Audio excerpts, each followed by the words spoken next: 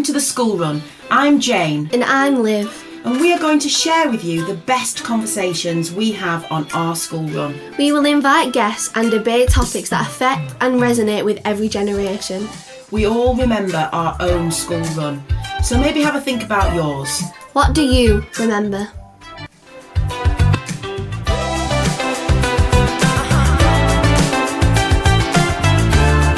Hello and welcome to another episode of the School Run podcast.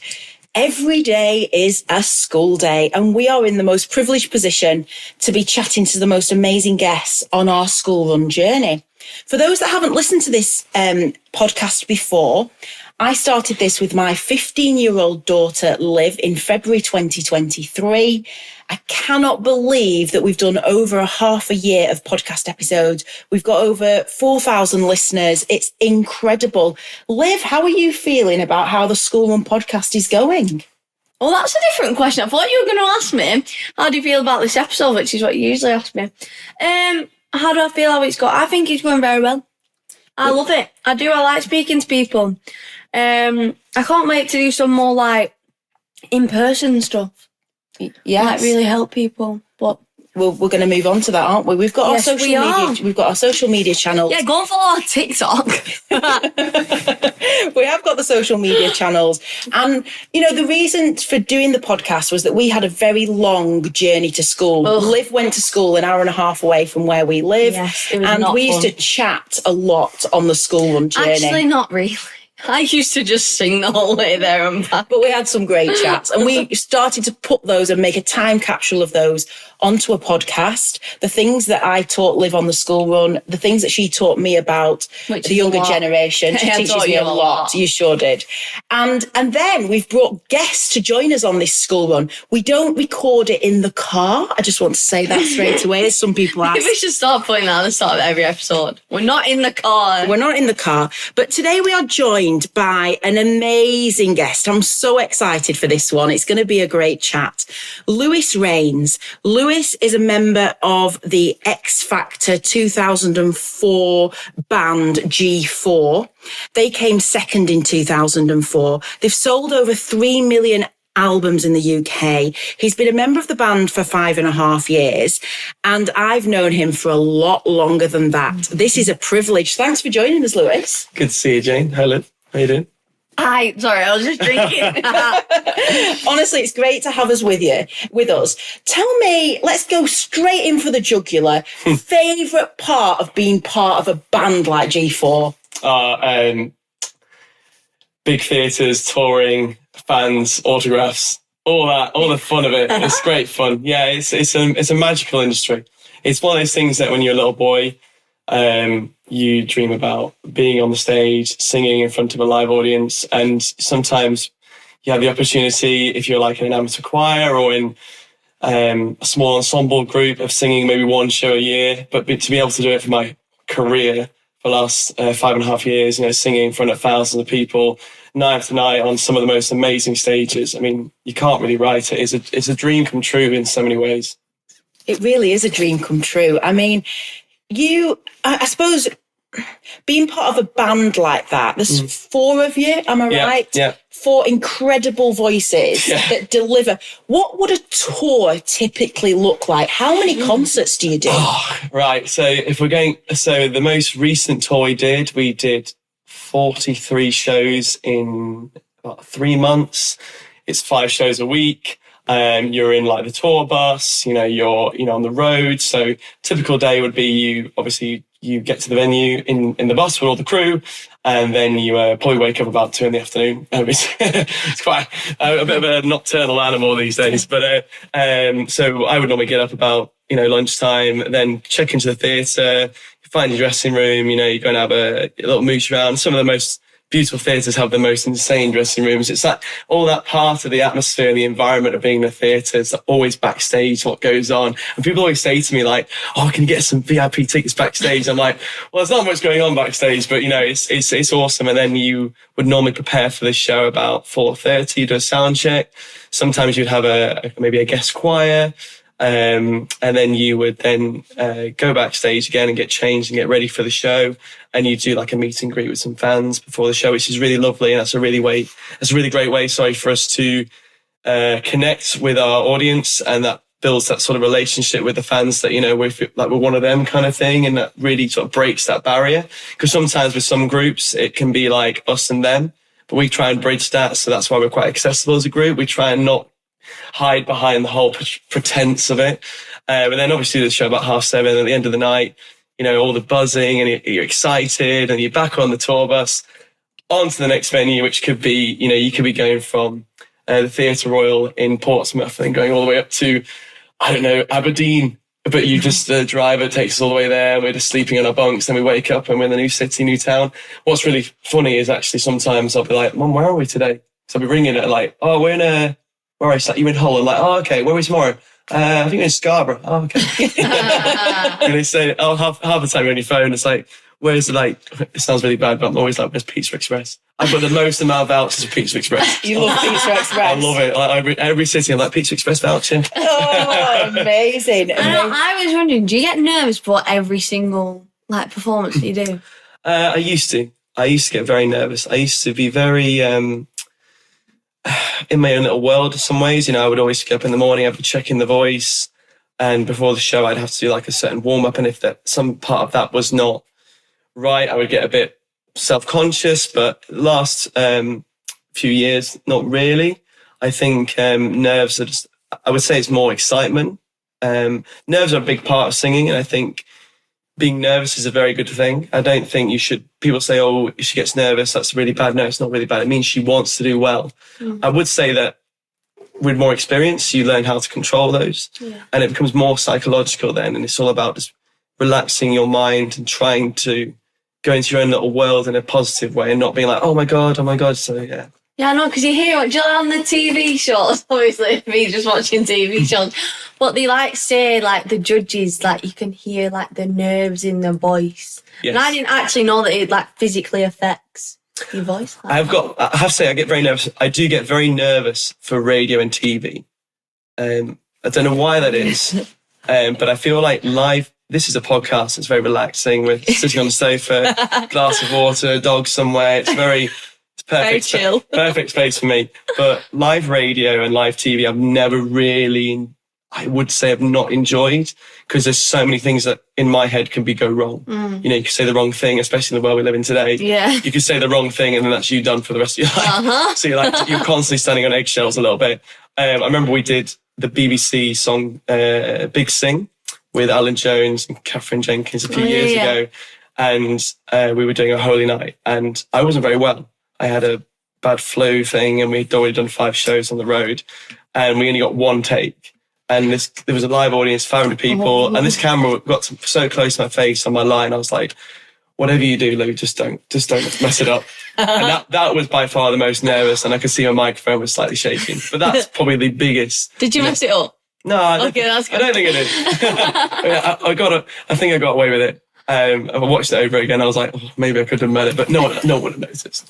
Do you have a set routine before you go on stage? Have you got certain, I don't know, what the rituals or things that you need to do, and that gives you a sense of calm, or do you just go with the flow? I think those sort of routines have changed over many years. Sometimes I do loads of lip trills and warm-ups.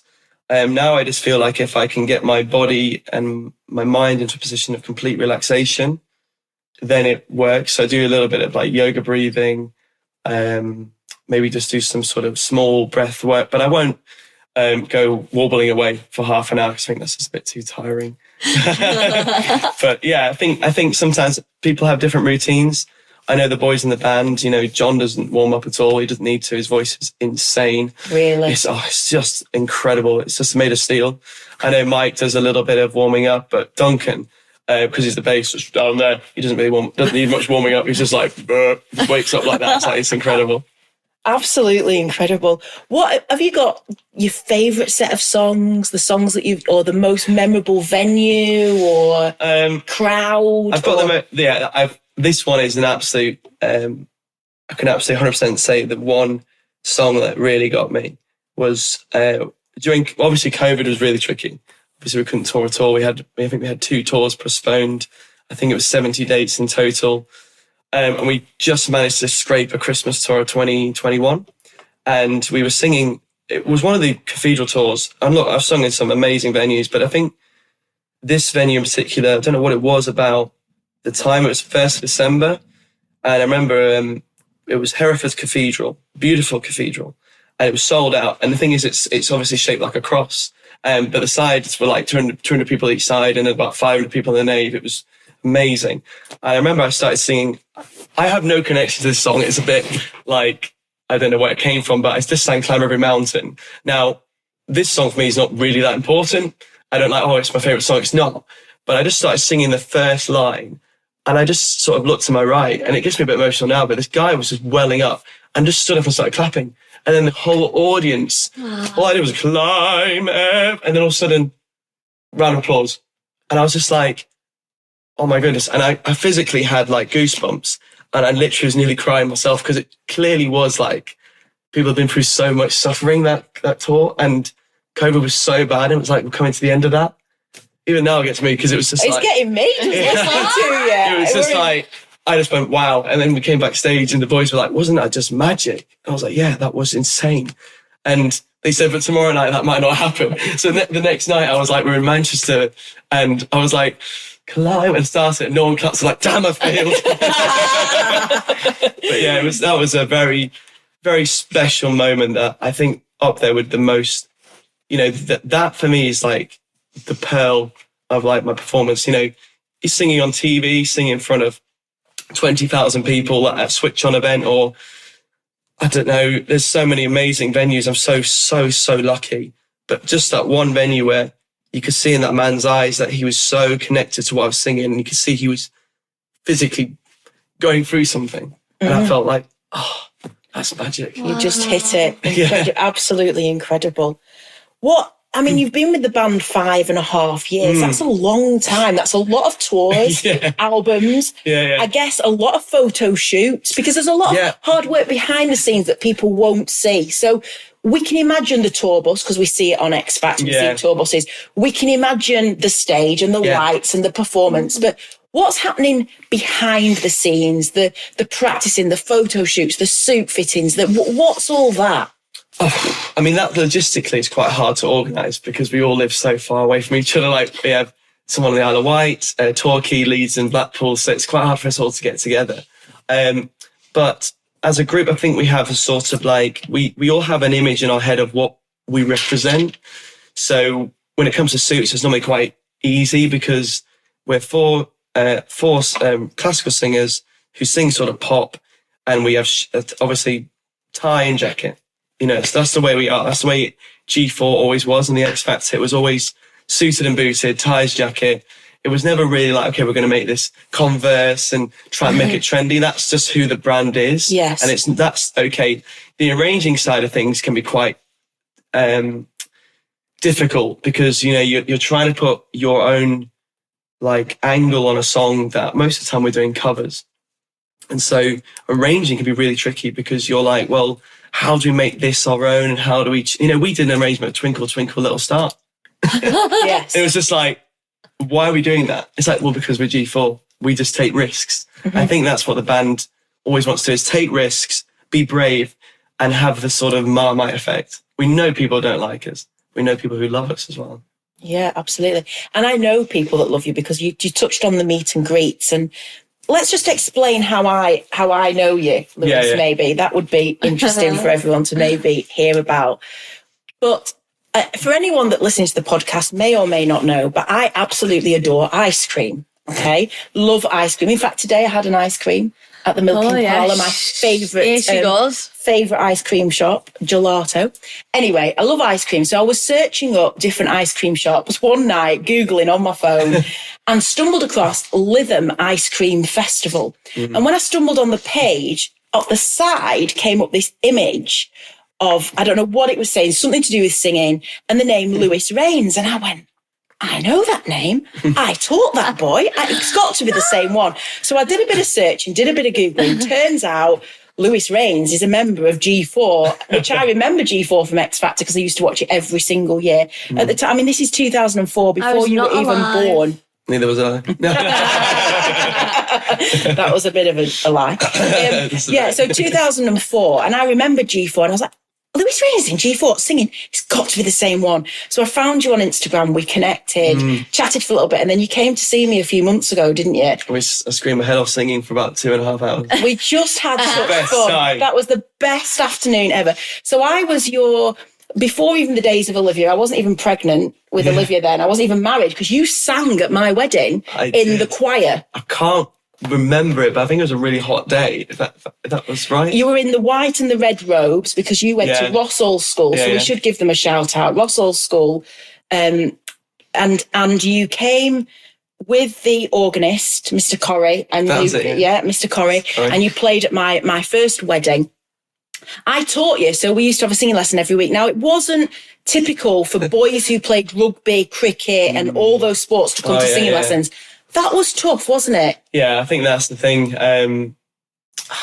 It's very difficult. I think, I didn't really want... It sounds really bad, but I don't think I really wanted to do singing to begin with at all. I found it quite embarrassing, because I was in the rugby team, I was in the cricket team.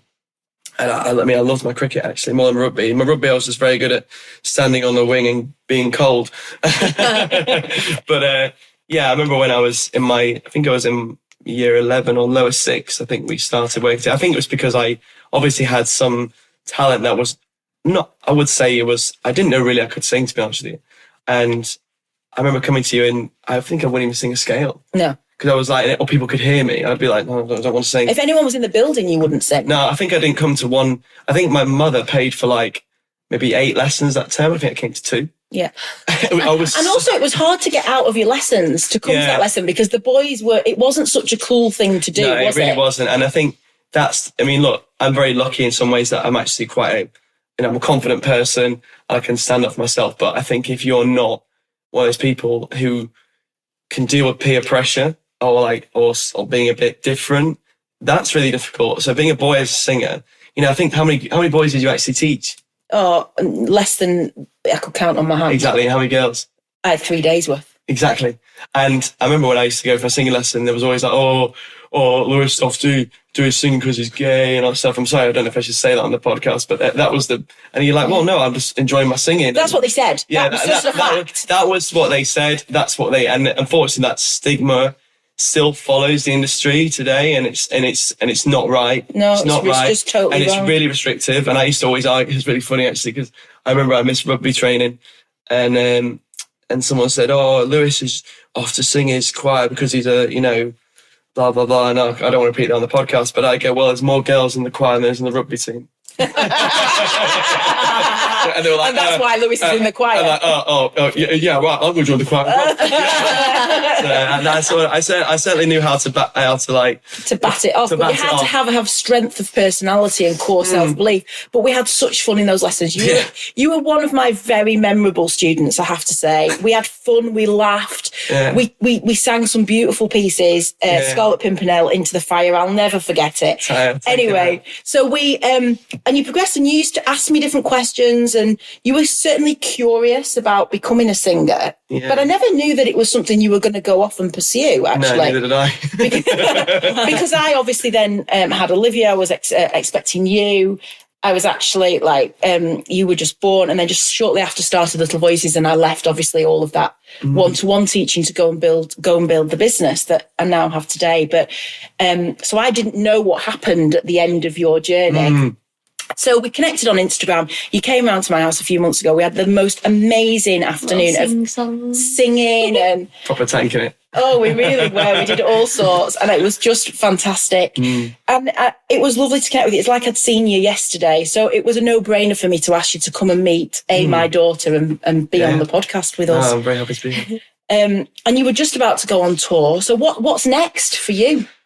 Oh, what's next? Well, this is a bit of a surprise. I know it's going to take maybe your listeners or maybe some G4 fans who will listen to this, but actually the next step for me is I am actually, after 5.5 years and having a really good career, I'm actually decided to step away from G4 and we'll be leaving the band at the end of this year. And I know that decision's going to be like, why would you leave something that's so great? You know, you're touring, stuff like that. I joined the band when I was 27, I think. I'm 33 now, and I just have a vision of my life for the next 5 years. And unfortunately, that vision does not have G4 in it. And I feel like I've accomplished so much with G4, and I feel like I have ticked that box. And I would like to move on to do something else. I loved, and I still will love, always being a part of G4, and I always will be a part of G4 in some way. But I think this last tour I did, I realised that I wasn't enjoying touring as much as I used to. And I think when you're a singer and you're performing for people every night, you're giving them a service. You know, they're coming to you to retreat from their own lives, to escape. And I wasn't, in my opinion, giving them the best way of escapism. And so I thought, and it's really, I must say to the boys who've been really supportive, they've been incredible. They know that must have been a really hard conversation. It's been really tough on them and really tough for all of us. And they've been so positive about my move, and they've really supported me. And I'm delighted that they've been so understanding, because I think they knew that I wasn't fully expressing my voice the way I wanted to, and it's so internal, the voice, isn't it? Yeah. It's an internal instrument. It's hinged on what you're thinking up here and what you're feeling in your heart. And you've got that vagus nerve that connects the brain all the way down. And and if you are not engaged in the brain and the heart, that voice will not flow. No, not at all. And exactly. But the good thing is that I said I'd love to do one more tour for the Christmas tour, because it's such a magical tour for me that I love it. Singing in, like, you know, Gloucester Cathedral, Exeter, Ely, Durham. I'm doing the Tower Ballroom again in Blackpool. We're coming. Hometown gig. We're coming. And the boys have just said, we'd love that to be your farewell tour. Don't leave us if you really just. And I will go out there and absolutely love this next tour. It's going to be, for me, it'll be very emotional, because obviously I'm saying goodbye, and I'm actually hanging up my mic and my jacket for good from singing. And that's okay. So it's not, you know, some people leave bands, or they leave what they're doing, or they leave a football team to go to another team, or go solo or whatever. Yeah, I'm not doing that's not the situation, no, is I'm it? not doing that. I realised that I really love being more educated, knowledge-wise. I'm doing more academic studies again. I'm doing a lot of my own. I'm studying again a bit more physics and mathematics. I'm really enjoying exploring new career options. Look, I'm not 100% sure where I'm going to be in a year's time or 2 years' time. But we're going to get you back to see where you are. I've got an idea that what I want to do, and it's going to take a bit of time and a bit of focus. But I'm really excited about the next step. But first of all, I must acknowledge to the fans of G4 that I'm so grateful for their support, and I will come and do this tour for all of them, and then say goodbye and walk off into the sunset and nod to an amazing career, and what a great life I've had. We are just going to interrupt this episode for a few minutes, just because we have a life-changing offer for you. If you managed to listen to episode 19, Your Style Matters, you will know that we interviewed the managing director of global company Colour Me Beautiful, Cliff Bashforth. And we are delighted, both Liv and I, to have Colour Me Beautiful as a sponsor of the School Run podcast, helping you to absolutely change your life with colour and look fantastic every time you walk in a room, a party, a business meeting, whatever it is. As we know, every day is a school day, and this special offer is for the School Run listeners only. You need to ring Colour Me Beautiful and quote the School Run to take advantage of it. But Liv, why was it so life-changing for you having this colour analysis done? It really opened my eyes to how the different colours, depending on how they reflect on your skin, how they can lift your face or not lift your face. And then you get this amazing colour palette with all the different shades of colour, which you can take into any shop or any time you go shopping and put it up against a piece of clothing so you know that it'll look perfect on you. And honestly, I've never made a shopping mistake ever again. It actually is cost effective because your whole wardrobe starts to work together. Everything that you pick out goes with each other. There's so many other sort of opportunities you can have with a consultant as well. They can look at your style and your body shape and your makeup and all sorts of things. But the colour analysis is the starting point. And this special offer is for our listeners only. So what you need to do is ring the head office number and you need to quote the school run. So that number is 01772 750 052. 01772 750 052. Or you can email Cliff himself, Cliff, C-L-I-F-F, at cmbdirect.co.uk. That's Cliff at cmbdirect.co.uk. Obviously, you can follow them on social media. You can see our social media pages to find out more about them, or visit their website, colourmebeautiful.co.uk. It is a life-changing experience to have your own personalised colour palette to help you in all areas of your life: business, pleasure, leisure, holidays, relaxed sportswear. It's just loungewear. It's just honestly life-changing. So if you want that life-changing experience, go to the show notes. All the details are on there of our sponsor. And as I say, ring Colour Me Beautiful directly, get in touch with Cliff and quote the school run. Back to the episode. So, I think, how did you end up in G4? You were living in London at the time, I assume. Oh, this is a great story. So, I just got back from working on a cruise ship, and I was working at an opera company called Neville Holt, and they're based in Market Harbour, and it's an incredible opera company. And if anyone gets the opportunity to watch their operas, they're insane. It's like it's sort of like an up-and-coming Glyndebourne. I'm pretty certain in a few years' time they'll be doing massive productions, and they already are. So I was I was singing with them, and there was an audition for an opera group that came up, and I got the email, and then I thought, well, this sounds interesting. It said, and the memo was like Calabro, like G4, like Il Divo, like Blake. I never assumed it was G4, and I sent in my material.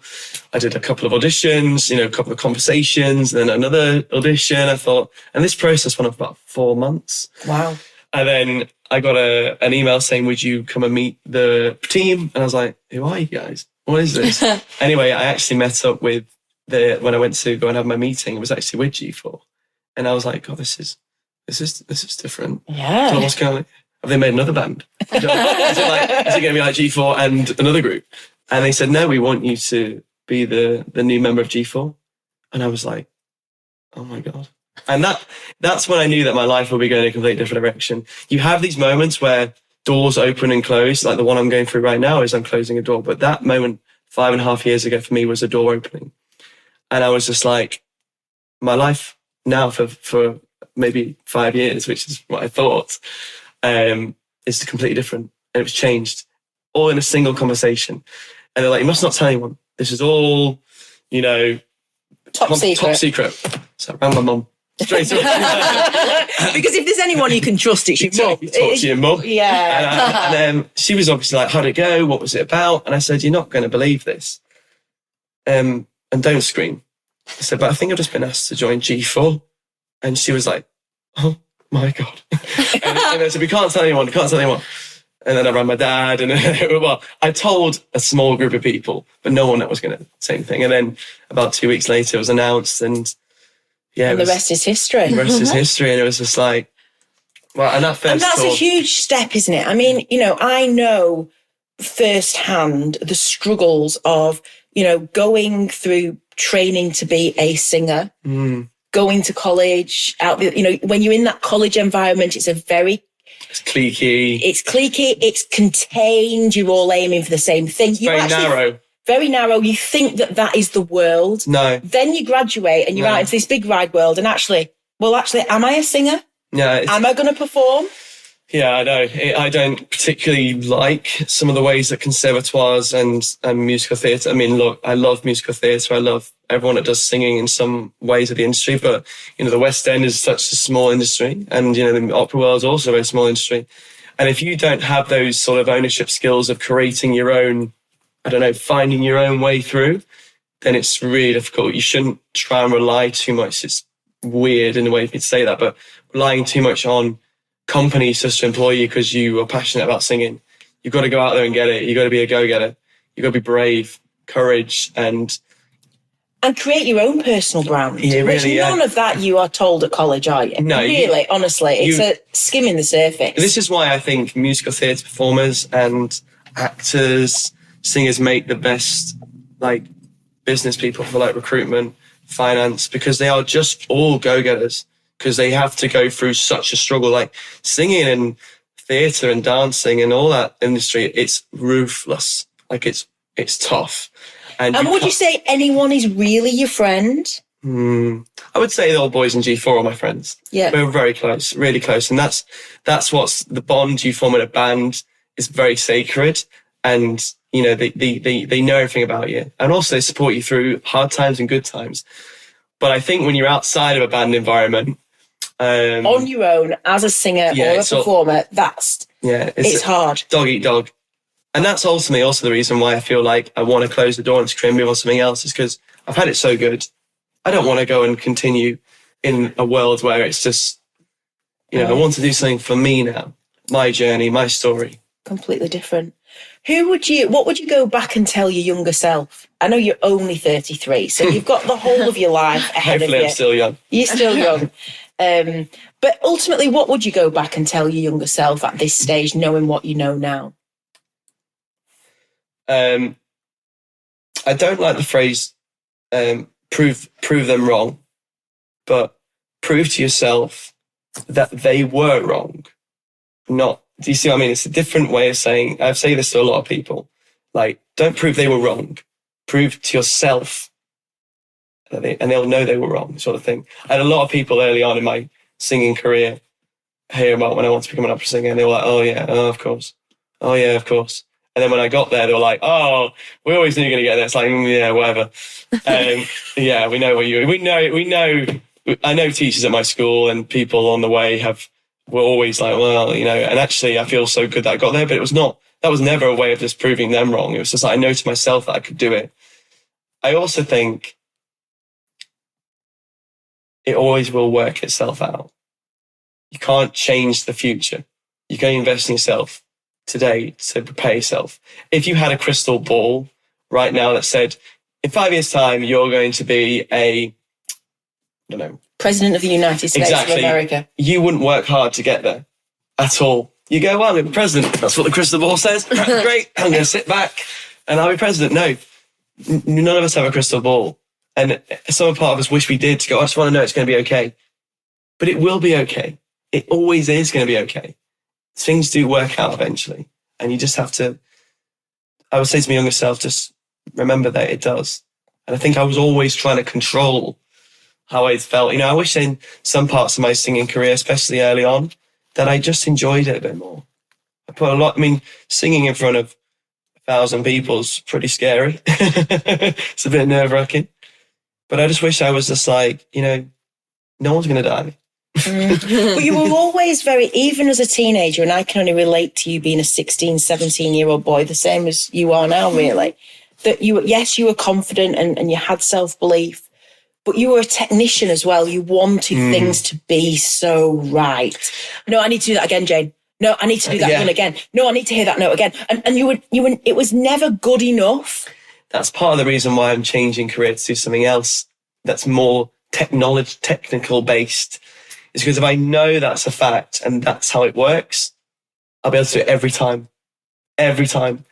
Things about singing is it's not just about the technique. It's about how you're feeling, what you've eaten, have you drunk something, have you slept properly? How's your relationship with your girlfriend or your boyfriend or whatever? That whole thing comes into it. And if your mind is not, clear, it can really, really throw you. So I'm much of a big technician. And so that's part of the reason why I'm looking to do something else, is that I want to be able to put my mind to something, because I do genuinely believe that I've got a very powerful mind. I believe in myself. I believe I'm clever. And if I want to learn something, I'll do it. And I'll do it myself. I'll read a book. I'll find everything out. Or if I don't know it, I'll ask for help. Yeah, and I'll find a way. Ask for help. Always ask for help. Like, have you ever asked for help for someone they've not given you? No. Exactly. And people don't ask for it. I don't know what it is. It's an insecurity thing. I don't get it. If you're struggling with, say you're struggling with, you can't build an IKEA sofa. Look, can you come around and give me a hand with this? Yeah, I'll come round. Don't suffer for 9 hours trying to build the sofa. You can get it done in 2. Ask. Yeah, just ask. Just ask, and someone will absolutely help you. I always know also about you, and I think I was right when we chatted about this a few months ago when you came round. You've got a fantastic family. Mm. And you were always such a family boy. Massively. I could tell. I've never met your mum. I've never met your dad. I've never met your sister. I've never met any of these people. But I knew that you had that amazing support around you. It's weird in a way because I come from a divorced family. So I have almost like 2 families. So obviously my dad, who's a very successful surgeon, my mother, who's a doctor, my mum remarried to Jonathan, who my stepfather, who was like a father to me, as much as my own father. But how wonderful was it that I had an amazing father, an amazing stepfather, that both gave me so many great attributes as a person. And that was amazing. So yeah, I've been very fortunate. I mean, my mother is my biggest inspiration. I've always said if my mum was in charge of most things, we'd get a lot of things done quicker. Because she just doesn't. Doctor who was the only female in her entire class at university studying medicine in the 1970s, dealt with stigma, misogyny towards her. And she is just such a soldier, battle through all that. And she's just so tough. And so I look at her and go, yeah, I can do anything because of my mum. And I love my mum to pieces. My big inspiration. Strong, powerful. And when I see some of the stuff in today's world, I'm like, just need to get mum down there. she'd sort out that cabinet office with a cricket bat in a day. With kindness, though. Yeah. She's not ruthless. What kind of doctor is your mum? I don't think I knew that. She started off in the A&E children's ward at Birmingham. I think she was the A&E surgeon there. And then when I was born, she moved into general practice, and then she worked her latter years in the military. Really? Yeah, that was amazing for her. What? Tell me about being a doctor in the military. What you know of it? I mean, I don't know what I can actually say. No, that's all right. That's fine. We won't go there. But I'm going to say that she had it was very rewarding for her. Yeah. But I don't think I'm allowed to say too much about that subject. No, that's fine. But it was very rewarding, and she met some incredible people, and some the structure and the routine is that gets these people through. It's incredible. Yeah, absolutely incredible. And your father's ophthalmic surgeon, am I right? Ophthalmologist. Oh, right. Okay. Wow. Ophthalmology. Yes, that's it. So he was an eye surgeon. Again, my dad is a testament of someone who, I don't know if you'd like this, who wasn't the brightest bunny. He wasn't very clever. He failed a lot of his exams, which he would never get into medical school these days without them. I mean, he was clever, but he couldn't really feel like what he wanted. All he wanted was to be a football player. He was a very good player at football. I think that's why I've got a lot of support in my family. But he was again a technician like myself. And when he found something he was good at, wow, was he good at it? And he was so good at it. And he sailed through medical school after that. Once you find your feet in something that you can do and you can do every day and repeat it, you're set. Repeat and rinse. He was so good at being an eye surgeon. He was renowned in my area, and that's what's so incredible about him. But now he's just enjoying time being a farmer, I think. But he's actually on TikTok. If you go on TikTok, is he? He's got 730,000 followers on TikTok. No way. Wow. It's just underscore dad. And you see him mowing the lawn and digging trenches. Oh, I love that. I want to meet him one day, Lewis. I want to meet him. He is a funny guy. He's honestly, I don't know. So if it comes to our question of who your greatest mentor or inspiration would be, obviously aside from your mum. Oh, I was going to say my mum again. You beat me to it. No, it's all right if you want to go down. I think my mum was my best mentor because I'm actually quite dyslexic. Really? I didn't know that. Yeah, I'm severely dyslexic at school. And I want you to know at school that, look, I loved Ross. I had a great time. Though I did struggle academically, and I failed on my GCSE mocks. I had a terrible time of it. And then my mum said to me, we're going to make you pass these. And she sat me in a shed for 2 weeks and we revised pretty much the whole syllabus and I passed on my GCSEs. Oh my So how is it my mum could teach me GCSEs in 2 weeks, but the school couldn't.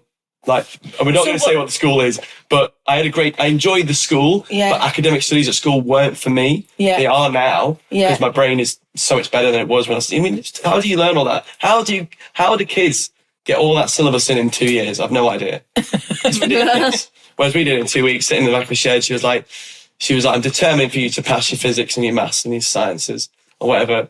And she was just like, right, yeah. So she was my mentor and still is, Right now, I'm going through a transitional period of going from one career to another, and we're constantly what's it called when you're like annotating? Well, it's more like analysing. What we've got career we're going to next. Yeah, and we've got a pretty good idea what we're going to do. And I look forward to coming back on in a couple of years with what I'm going to do. It's really exciting me. I'm enjoying so much the process. Yeah. But with her, you can be so open. Mm-hmm. Having a family member that you can just say, this is a problem and this is this and that. And that's really important. I know a lot of people don't have that connection with their families. No. There's like this barrier of shame, if they say. And also it's hard when you come from what would be termed a split family or two. It's not always harmonious for everyone. But it's how you shape it and how you work through that. And what would you say? Yeah. Obviously I agree, because obviously I am from a split family. But obviously you and my dad are very, very good. Like, dad comes around here and picks me up, and my stepdad and my dad get on really well as well. So I feel very lucky that obviously it's not been easy all the time, but now, everyone gets on, and I'm very grateful for that. It's really important when you have those sort of separations in the family, you don't get the lawyers involved. Yes. And you can communicate. I mean, obviously sometimes there are, and that's a terrible situation because it's all about another dog-eat-dog situation. But my parents, when things were going not where they wanted to go, they sat down and said, what's the best for the kids? And first of all, with the kids, first of all, school, education, and there was a really good conversation, an adult conversation. When you get some divorces where it's like, right, I'm going to take this and take that, it gets very messy and the kids are really affected. I think. I know it's not easy. I know there are families out there that go through that, and I hope it's not cause any serious problems for anyone, but if you can just communicate with each other. And sometimes you can't. Sometimes one party is just a nightmare and you have to do it. But if you can. How old were you when you 7. 7, so you were quite young as well, weren't you? Yeah, very young. I was a bit rebellious for about a year after it happened. I was very naughty. I remember Mum was saying to me I used to go I haven't got a dad anymore. I used to throw things. She was like, you're not going to be that child. You are going to be my child, and you're going to be the epitome of self-respect, and you can deal with this. You're stronger than this. And I literally right. Yeah, brilliant. How amazing. Problem was I never broke a rule again. If I go for a 30 mile an hour and I think I've gone over 33 or even 30 or 10%, I'm like, oh God, I've broken the law. I can't not touch on your passion and love of golf, because I see lots of golf pictures. Love it. His love of sport is insane. Probably a bit like yours. Probably a bit like mine. I mean, the only thing I know about golf is the film Happy Gilmore. Yeah, it's not quite my game at the moment. Once you get the ball that far. No, the golf for me is like my meditation. Sometimes people struggle to find ways of clearing their mind of stresses and pressures. And when you can just put your mind, it's like reading a book. Reading a book's great for just keeping your mind focused on one thing. And you notice when you read a book how much time you spend on social media. You realise how distracting all that rubbish is. Endless rabbit hole of scrolling. Whereas golf for me is like reading a book. I'm in a zone. I can be on my own. I can leave the phone in the car and I can just hit a ball and walk after it. And people don't understand that. But it's not hitting the ball and walking after it. It's the time when you're actually in your own thoughts. And I love it. Love it. I was playing last night with 2 of my mates and we were just saying this is just perfect. There was no one on the course, sun setting. It was about 8 o'clock at night. And, golf is a beautiful sport. And I always say to people, if you can get in golf, get in golf. It's not for old men. No, that's really interesting. And in terms of, where you're living now, you're obviously back in Lytham, I guess. I'm actually back in sort of South Shore area, Blackpool. Oh, okay. I have a lovely apartment that's like on the beach, South Shore area. I've got a lot of the roof terrace that I can go out and just sit and have a coffee. You know, it's really made up for me. I'm really happy. It's great. That's so good. You can't be more happier than being by the sea. I know the ocean. It's Something about it, innit? 100%. It's an incredible place to be on the beach, the sea, the sunsets. Yeah, sometimes I'm watching the planes go out of Blackpool Airport, and I think, God, there must be a hell of a view up there. Wouldn't it be lovely? Absolutely, 100%. It's been an incredible podcast episode, this, and I feel really privileged that our worlds have come back together. Yeah. And like, we literally just chat like it was yesterday when I saw you. Didn't you think that a few months ago when we met up? I think, you know, your memories of your past sometimes can just, you know, reignite with the passion. I have to be honest, you know, I've sung so many shows. My voice is now like, oh, I'm so tired. Not, I love singing, but you know, it's coming to the end of that career, and it's sad. And I know I'll be a wreck that last night, and I'm going to do for the fans and for my band members who I love. I'm going to have a great time. But coming here with you and singing for all those scores, sometimes you just having that outburst of that energy and love for singing. That's why you should all join a choir. That's why you should all sing. Singing is a emotional response to your body and it's your mind, and it was so great. Yeah, it was wonderful. I loved playing for you as well. Yeah, you played piano, I sang. It was a whole afternoon, wasn't it? Great. I was absolutely knackered by the end of it. But it's interesting because I went a few years with Little Voices where although I was teaching for many, many, many years and teaching in the lessons as well. And then I sort of stood away to build the national franchise. And I didn't do so much teaching. I certainly didn't have any one-to-one. I didn't go and teach in the classrooms. And Liv was singing in the choir at the cathedral in Blackburn one year with your primary school.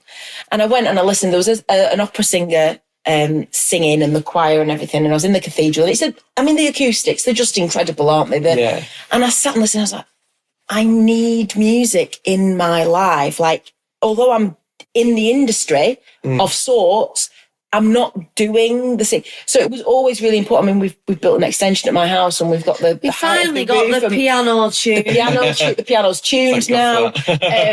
And we sometimes just sit, we play, we sing, don't we? Yes, I remember, because when you would always used to practice, you would sing at weddings. As much as I was trying to go to sleep at 10 o'clock at night and all I heard downstairs was, oh, right. I did love it, and you have a beautiful voice, and I love listening to you and also taking videos of you and putting it all over social media, and everyone loves you too. They say you sound like an angel. But I actually just I'd sometimes just sit on the stairs and I'd just listen to you sing. I was like, honestly, this is just so beautiful. And when you didn't play piano or sing for years, and obviously the piano was untuned, and now it's sat in there, and I listen to you, I'm like, why don't you sing all the time? No, but I've realised from that incident, from going to the cathedral and having that break of that it's so important that I need it. And so we book theatre trips, I sing, we do evenings, the neighbours come round, it's a massive, so I would definitely, when it's part of you, you've got to keep having it part of you in some capacity. I will still sing. Maybe I won't sing publicly. I'll still be doing some coaching I have a number of students I coach, and that's where I feel like I'm passing on my knowledge that I will continue to do. But I think I hope to pick it up again maybe later. I feel like it just needs a bit of a reset. Yeah, and a rest. Yeah. But singing for a different purpose. Because preparing to do your craft and your career is very different to singing for the love of singing. Exactly, sing for the love of singing. Excuse me. But I will, there's the Christmas tour coming up this year. I'm studying again with my old tutor, and I'm really preparing for this tour. I want to go out with an absolute bang, and I want to go out singing the best I've ever sang.